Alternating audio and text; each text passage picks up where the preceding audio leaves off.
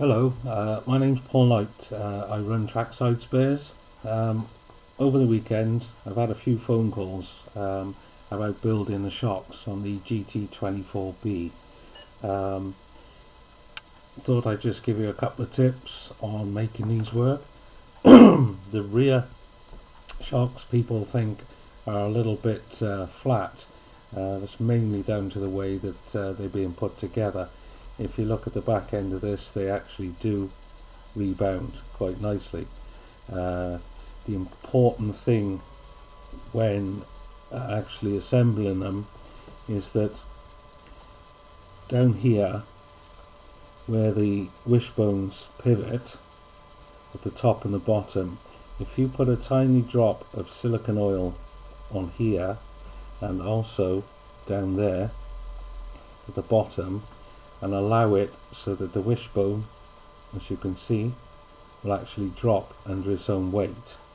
You do find that the drive shafts and these wishbones can bind slightly, but a little bit of shock oil by there and by there, let's say at the bottom, that will cure that, which means the shock doesn't have to work so hard.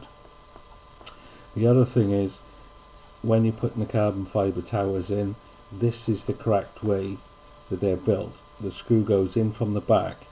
This little plastic nut here, you will cut the thread as you put the screw in. Get these tight either side of the tower, and then you slip the shock on at the top. When you put the bolt on and the screw at the bottom, it's important that there's actually a little bit of free play.